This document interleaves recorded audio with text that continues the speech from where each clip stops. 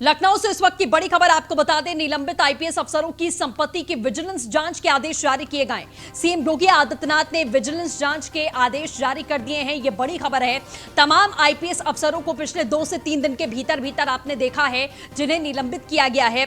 सीधे तौर पर कहीं ना कहीं अब यह बड़ी कार्रवाई है, उनकी संपत्ति की भी विजिलेंस जांच करवाई जाएगी। तो सरकार अपनी तरफ से कहीं ना कहीं अपना एक जो इंप्रेशन है, जो मोटो है, उसे क्लियर करती हुई जा रही है कि कितना भी बड़ा अधिकारी क्यों ना हो, उसके ऊपर सरकार तत्काल रूप से कार्रवाई करने के लिए पूरी तरीके से तत्पर दिखाई दे रही है। ये 2 तस्वीरें हम आपको लगातार दिखा रहे हैं। दोनों आईपीएस अधिकारी जिनकी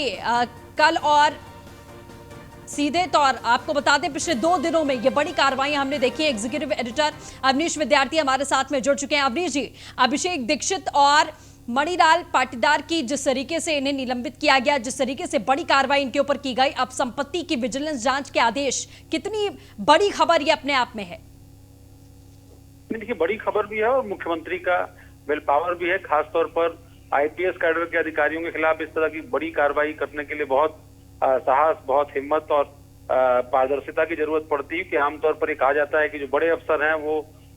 खुद को बचा लेते हैं और नीचे के अफसरों पर घटनाओं को लेकर के या एक छवि को लेकर के कार्रवाई अक्सर सरकारें करती रही हैं। ये अगर आप बीते दिनों में देखें ट्रैक रिकॉर्ड, तो अब तक उत्तर प्रदेश में कई सारे आईपीएस अधिकारियों को इस तरह के आरोपों के बाद निलंबित किया गया। आपको याद होगा,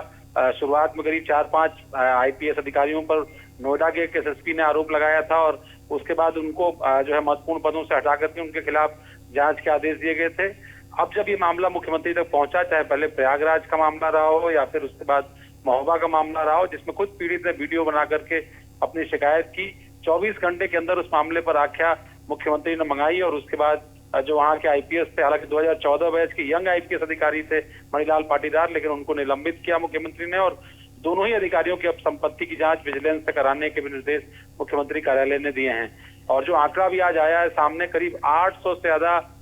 अधिकारी ऐसे हैं जिनको पिछले 3 साल के कार्यकाल में योगी सरकार ने या तो निलंबित किया है या फिर सेवा मुक्त कर दिया है। तो ये बड़ा आंकड़ा है और भ्रष्टाचार और तमाम सारे कामकाज में जो पारदर्शी व्यवस्था लाने के लिए जो आवश्यक है, उस दिशा में बढ़ता हुआ कदम है। ये बात अलग है कि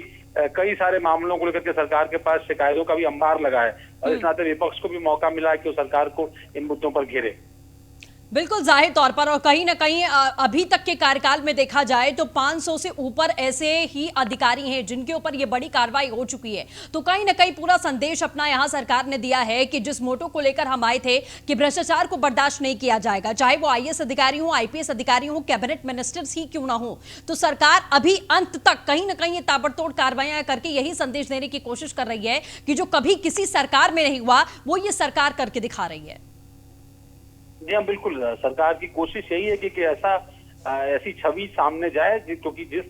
छवि को लेकर के मुख्यमंत्री लगातार आगे बढ़ रहे हैं, भ्रष्टाचार पर 0 टॉलरेंस की बात लगातार सरकार करती रहे और उस दौर में जब इस तरह के आरोप लगे, गंभीर आरोप लगे, खासतौर पर महोबा के एसपी का अगर प्रकरण आपको याद हो, व्यापारी जिसको गोली मारी गई, वो खुद अपने वीडियो में इस बात की शिकायत कर रहा था एक दिन पहले कि एसएसपी ने उससे किस तरीके से वहां पर पैसे मांगे और पैसे न देने के एवज में उसके ऊपर मुकदमों का अंबार लाद दिया गया। जिसके बाद जब मामले की जांच हुई और वो सारे तथ्य प्रथम दृष्टया सही पाए गए, जिसके बाद मणिलाल पाटीदार को निलंबित किया गया। तो ये काफी इस तरह के जो भी प्रकरण सामने आए वो गंभीर है। आपको ध्यान होगा, आईपीएस ऑफिसर्स के तबादले को लेकर के भी बिजनौर के एसएसपी संजीव त्यागी पर आरोप उठे। इस तरीके से प्रतापगढ़, आजमगढ़ और गोरखपुर जैसे जगहों पर भी तैनात अधिकारियों पर जो है सवाल जब उठे तो मुख्यमंत्री ने जांच कराई और जांच के बाद जब वो अधिकारी बच पाए तब जाकर के जो है उनको निलंबन की जो तलवार उनके ऊपर लटक रही थी, शायद वो उससे महफूज रह पाए।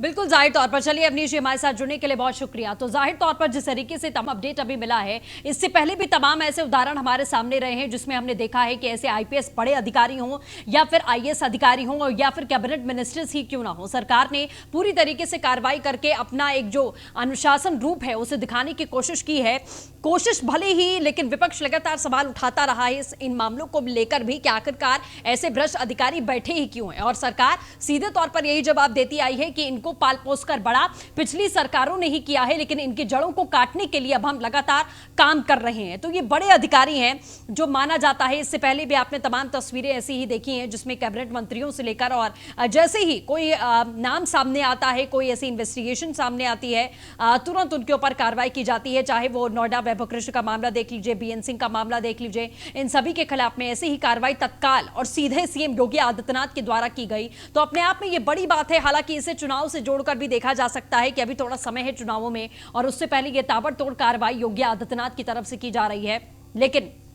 अब विपक्ष के पास में जाहिर तौर पर इस मुद्दे को लेकर कोई सवाल नहीं है।